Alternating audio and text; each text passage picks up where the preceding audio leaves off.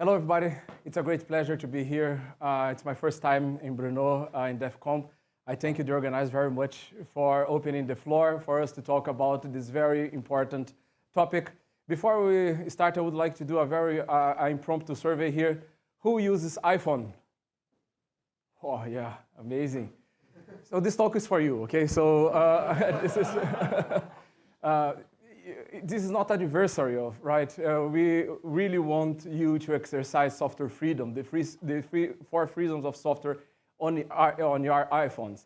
So let's get started. Who is the FSFE? The Free Software Foundation Europe is an organization, not for profit, that empowers users to control technology. So all our work is all about free software. We have several activities that spread across public awareness, policy and regulatory changes that respect free software, and of course, legal interventions. This talk will be about the last point. And we have volunteers all over Europe, and it has been a great pleasure to work. And the volunteers, people that believe in free software, these are the ones who has been helping us a lot, especially in Apple, because we were not very familiarized in the beginning with Apple, and they were the ones helping us to understand how everything works. So I would like to talk with you about one specific law. I have legal background, and I have been working in FSFE with legal and policy issues, and I wanted to talk about the Digital Markets Act, because this is a very important law. And this is the core of my presentation today, and perhaps we can learn something about it. Then we will explain how the FSFE has been involved in these big dog fights. This law is about Google versus Apple, Apple versus Meta, Microsoft versus Amazon. And there is the FSFE with 20 employees there in the middle and say, yeah, we need free software. So. And then I will finalize my talk also with some homework for you, how you can help us in this quest. Let's think together here. Do we have control of our devices? Of course, we are talking about iPhones here, but also if you have an Android device, who believes we have control of our smartphones? Wow, that's completely different. Yeah. Okay, so I stay with you because I also believe that we have been constantly losing control and losing rights when we interact, especially with smartphones. In laptops, GNU Linux has made a revolution. We control much parts of it, and I feel confident to say I'm using a very good laptop, and I can install, uninstall software in it. I can change parts of it. I can change the battery. I can change the RAM.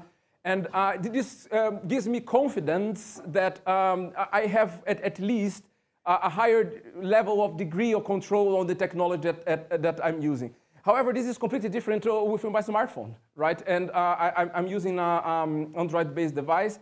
And the first thing when I turn on, when I bought it, and then I click power, I was prompted to create, an online account, and then of course, due to this law, we can bypass this. But some years ago, you had to create an online account, and then this is more with Apple, you cannot basically sideload software directly from the internet on your iPhone.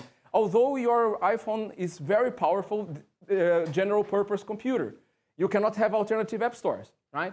In the end, we are in a very bad situation that actually we do not have software freedom. We do not have agency on our mobile devices. And why this happens?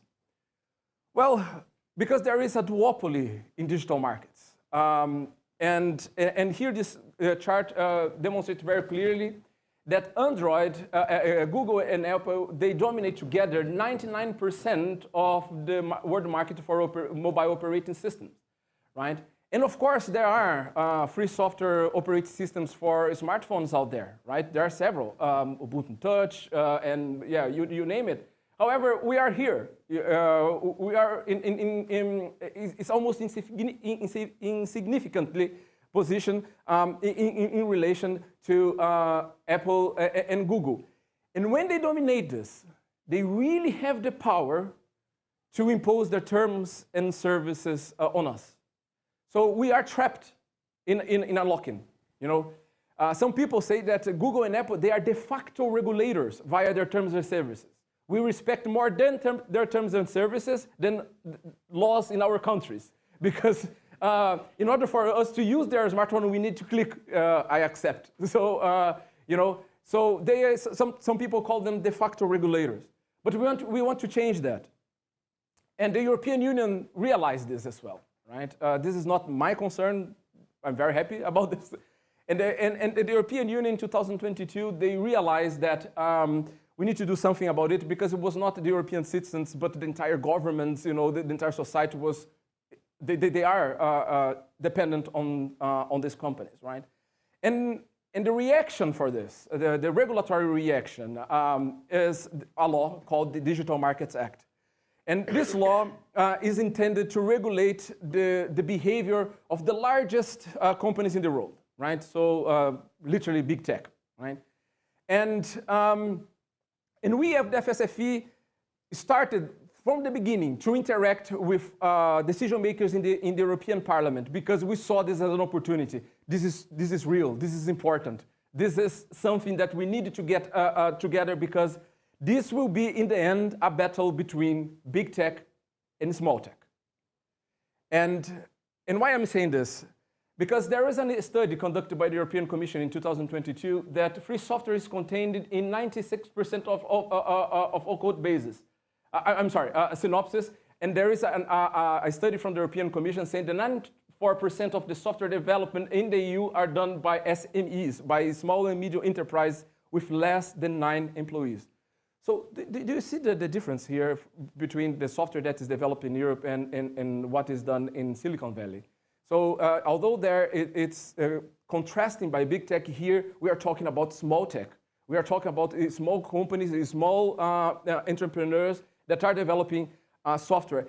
And these guys, these SMEs, when they have to interact with big tech, they are similar to us. They don't have the bargain power. They don't have in contract law, it's called bargain power to say, I want to change this clause here in this contract. We can't. We cannot send an email to Google and say, look, in order for me to flash our Android, can you change this terms or services here, please? No, they won't. They say, yeah, buy another device. I don't care, right? And this is it's the same what happens with SMEs, right? So we understood in the beginning of this law that DMA is not only about competition among the big dogs. It's not Meta requesting interoperability with Apple and getting data from Apple users, but we are in this fight that we want to protect individual developers, small free software companies that are developing amazing stuff out there.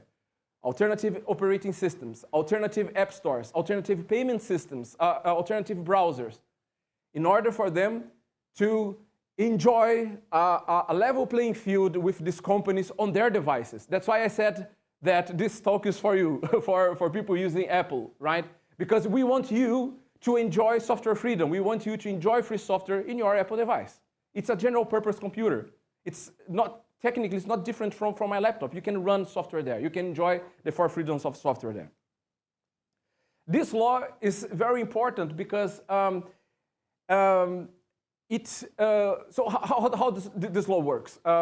It doesn't apply to all companies in Europe. It applies only to a handful of companies. It applies to Apple, applies to Google, to Amazon, to Microsoft, Booking, and some other, this very large. And how this works? The European Commission has to designate this company as a gatekeeper. So they call it gatekeeper because they control a big chunk of the digital markets, right?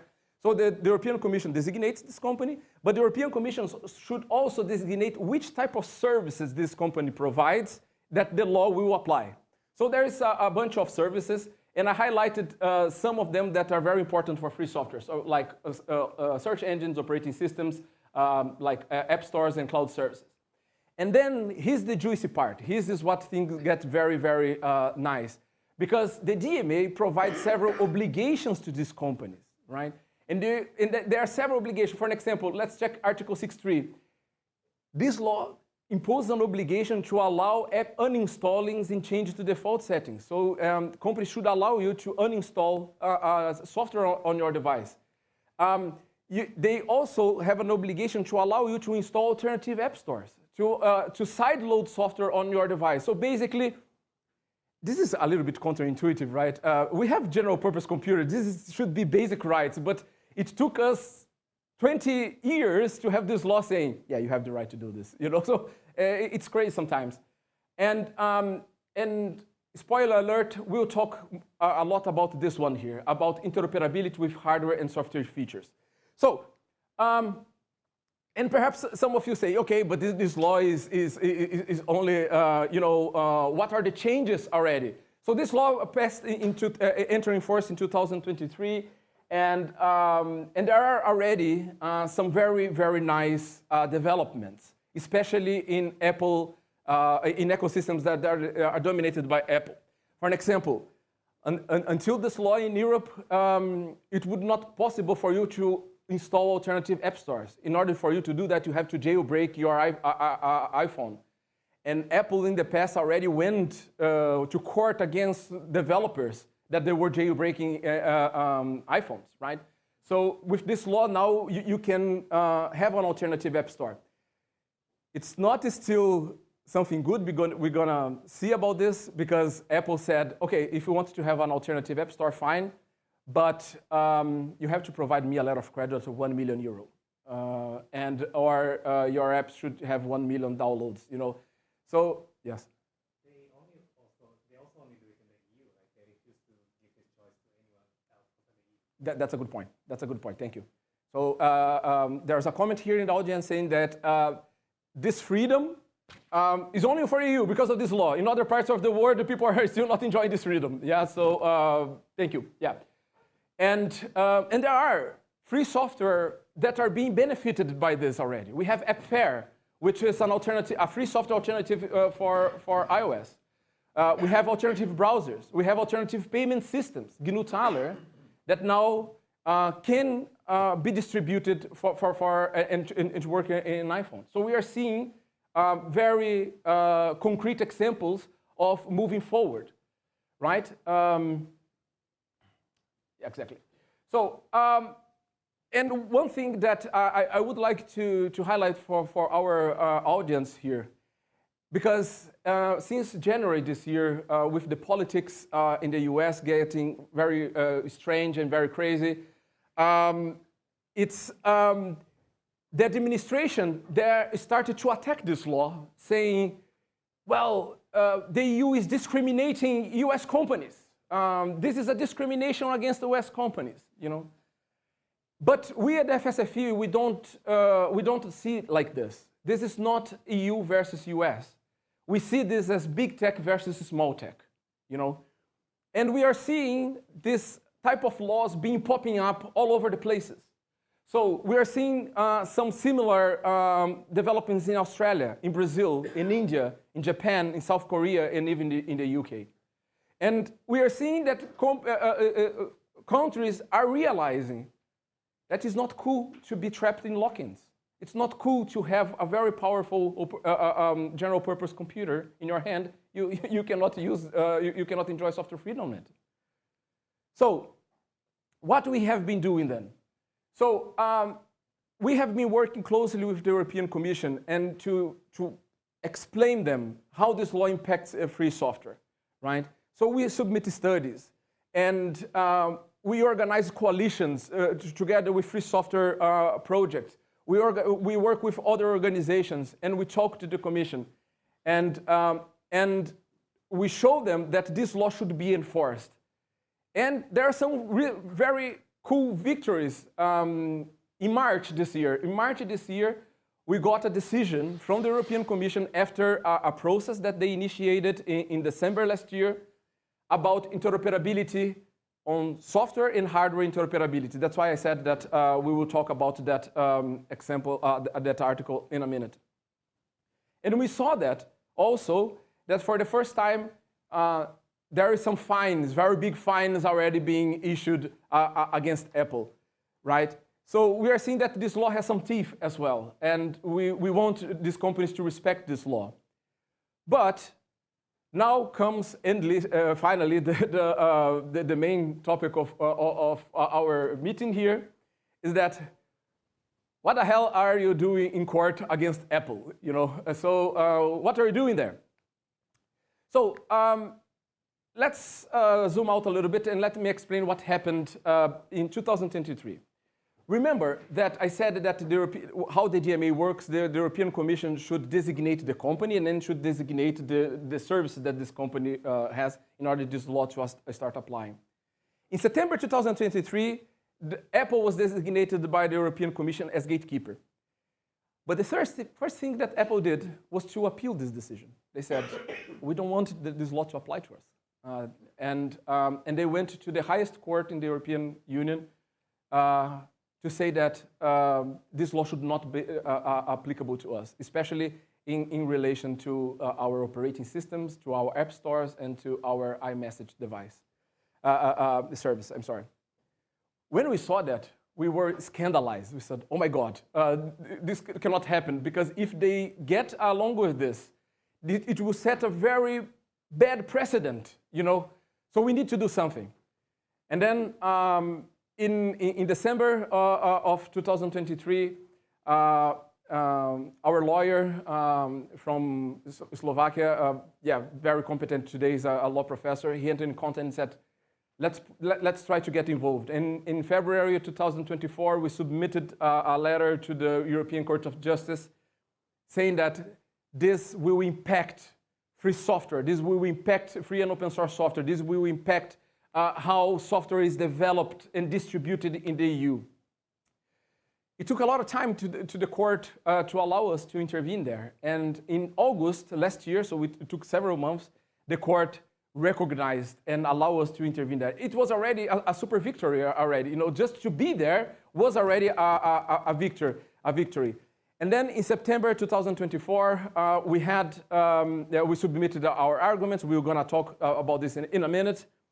And in February this year, we also had our second victory when the court, we don't have still the final victory, but the final decision, but Apple required a lot of information in the process to be treated confidentially, and the court partially denied that. So what is this process is all about? It's about this very nice article in the law. And please bear with me, I would like to read this article for you. Pardon my legalese, it won't be too boring. So this article is about interoperability. Interoperability is a very powerful tool to open up infrastructures that are dominated by one company. The gatekeeper, and here we can read Apple, shall allow providers of services and providers of hardware free of charge, effective interoperability with, to the same hardware and software features accessed or controlled via the operating system provided by the gatekeeper. This is powerful. So if Apple has access to the camera, is it controlled via the operating system? It should give access to third parties. If Apple has access to the NFC chip, they should provide access to NFC chip to third-party providers, and so on. This is, I mentioned two examples of hardware, but this is also for software, right? Just-in-time compilation and stuff like that. Apple thought this article is unacceptable. They said, this is unacceptable for us. And they started litigation based on this article, right? And they claim this is public information. I'm not saying anything confidential in the process. This information is already on the website of the European Court of Justice. They say that the DMA, this law, is inconsistent with European Charter of Fundamental Rights. Thank you. so basically, they are saying that interoperability is bad for human rights, right? Yeah. And and therefore, it directly impacts fundamental rights of Apple, you know, and yeah. So you see that's why we need to intervene here, right? And we said, no, wait. So what we are saying in this process, right? So what is our take on this? As society grows in complexity, you know, interoperability becomes crucial for anything. It's not only the digital services, digital markets, you know. Think about the water system. Think about the transport system. You know, think about without interoperability, we cannot live, you know, in a modern society. But interoperability is struck by a contradiction. These companies, they benefit a lot from interoperability, to the extent, and they like interoperability a lot, you know. But when they become big enough to be successful for interoperability obligations, they step back and say, no, interoperability is bad, you know. So, you know, the core of the operating systems in Apple is free software, you know, a BSD system running there, you know. The idea of an app store emerged from some guys developing free software, you know. And this idea of open innovation, allowing people to come to your infrastructure, it brings value to your infrastructure. We know that, you know. This is the power of our community. And interoperability is in the core of it.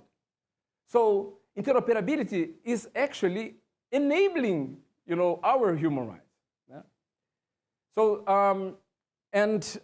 but to keep strict to the legal argument, we are claiming that interoperability does not necessarily involve intellectual property rights, and therefore there is not this discompass, this unbalance between interoperability and violation of human rights.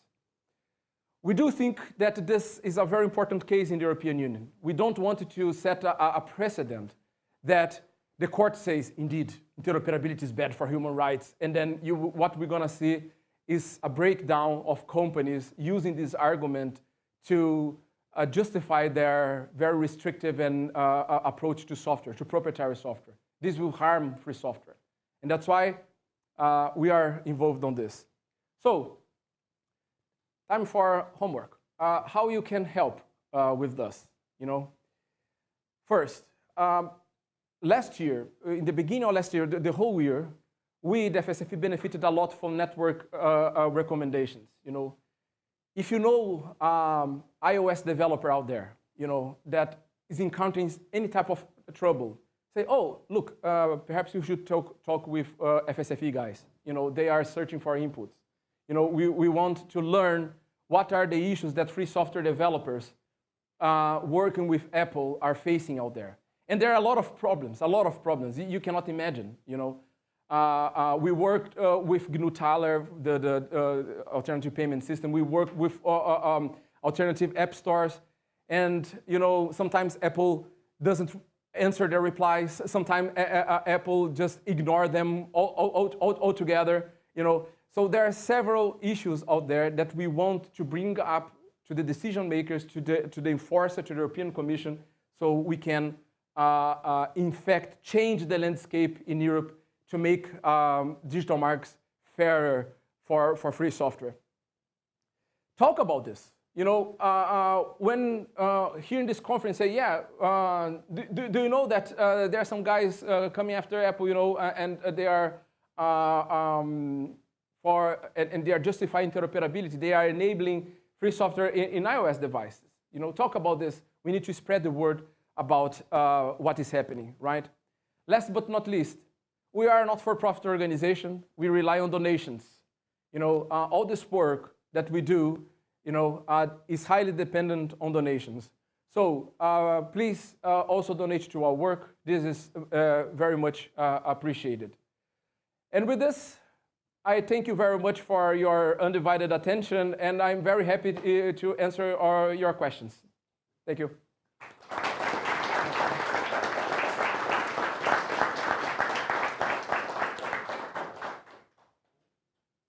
Yes, we have a question here. Just a small thing to ask. If you succeed, and I hope very well for you to succeed, like there is a problem with older Apple devices. They already don't have like super updates. They don't. You cannot even release apps for them on the official App Store. Do you think, or do you have any idea if like the free software, like your device, your choice, will also affect the older devices? Like you could, make them useful again with some third-party software. That's a good point. Okay, so the question is that if in the next updates, when this functionality is open, it will affect past versions of it. I don't think so. This is a very good question. I will have to research myself because I'm so focused in the future that we needed to have this, but I never look back. This is a great question. I have to do some research on this. But my gut feeling is that it will apply only to future iterations. But I will check that. And perhaps we can talk on the booth about this. Thank you. Okay, yeah, that one.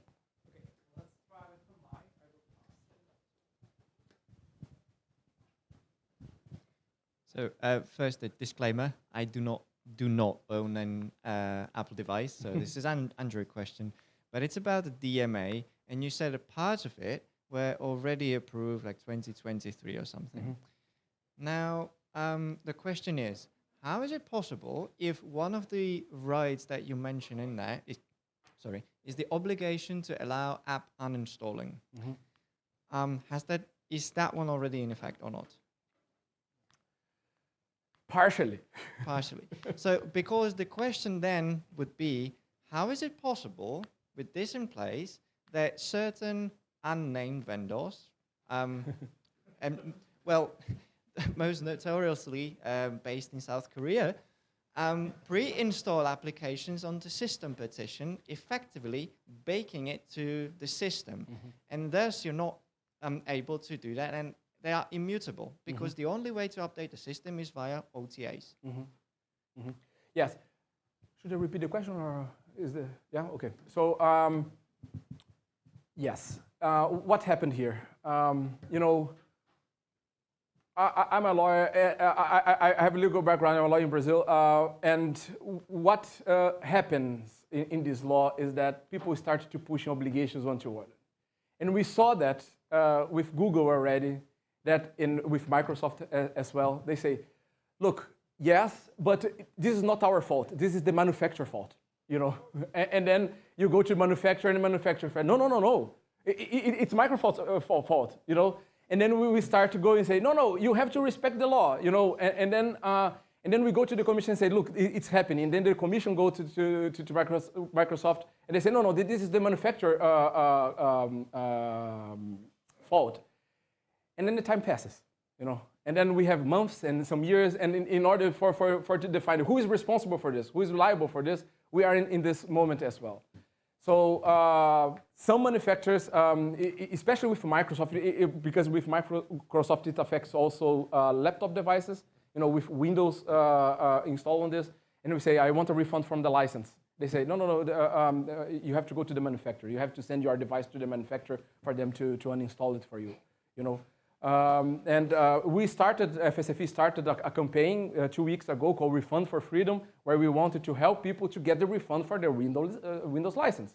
But several manufacturers, they said, you want a refund? Please send your laptop to me at a cost, and then we will do some magic here, and then we'll uninstall the Windows for you.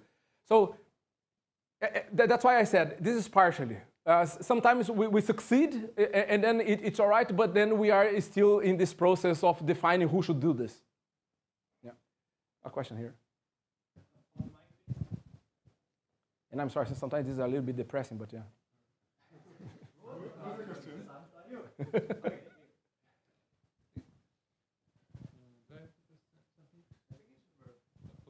Okay. I will. First question. You have mentioned that I need to create an account on Android, iPhone. Has there been a lawsuit against Microsoft with the Windows and the Windows 11 requirement that I have to create an account? Yes, there is. There's have been, not in the context of DMA, but there is a volunteer in FSFE volunteer in Italy who has been suing device manufacturers because of this, you know, and some years ago he got a very nice decision because it was against Lenovo, and he said, I don't need this. I want a refund of this, and then Lenovo appealed twice to grant the guy a 40-euro license back, you know, and then it spread for years just for the guy to get a 40-year license back, you know, and then the judge was so touched by this to see a company mistreating the person that much that imposed a fine for Lenovo of 20,000 euro. And the guy donated 15,000 euro to the FSFE, you know, after the victory. So there are some victors out there, and we are highlighting this, you know. But it's an uphill battle, you know. This isn't the device manufacturer thing. This is a Microsoft directly, because when you buy laptop with Windows 11, you have to connect to Wi-Fi, create your Microsoft account. Or you have to go through now registers, change, reboot, just to allow you to create only local account. Yeah, there's haven't been, at least to my best knowledge, a case only for this, but we are trying to highlight this as well. And a second, completely unrelated question: has Epic Games lawsuit against Apple affected your lawsuit against Apple? No. We are monitoring this, but it didn't. Yeah, but we are checking that as well. It's crazy. Yeah. Yeah, here. Yeah, a quick question. So you mentioned that in the beginning that you can change your battery in your laptop and RAM or whatever. Does the DMA apply to the hardware aspects of the Apple devices or any devices? It applies. Yeah, it applies as well, especially this article here. Yeah. Yeah, there's a lot of hardware involved on this as well, and my device is not Apple, of course, but yeah, there's a lot of rules related to interoperability of hardware as well. Yeah. Here.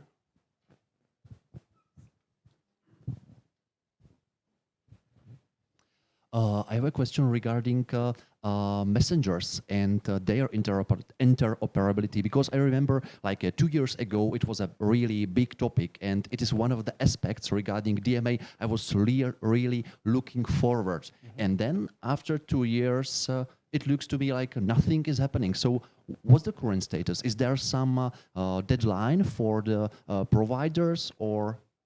Yeah. That debate, I'm not following that much because it, as you correct, became a very big debate. And we had already other free software people involved in there. For an example, Matrix, they were very much involved in that. And since this took so much of our time, you know, because we had to cover stuff that nobody was covering, you know, payment systems and stuff like that, we had to prioritize. So in order for not giving you, you know, a fake news type of, you know, I'm not sure what is going on there. We can talk in the booth, you know, but there are free software people engaged in this, and I'm sure that there has been some, you know, victors on this, on there, you know. Just for you to know, his question is about another article. Oh my God, what happened here? Okay. Well, we are out of time. Ah, okay, okay. All right. So it's about Article 7, not Article 6.7, but there is some developments, but yeah. Again, thank you very much, guys. It was a pleasure.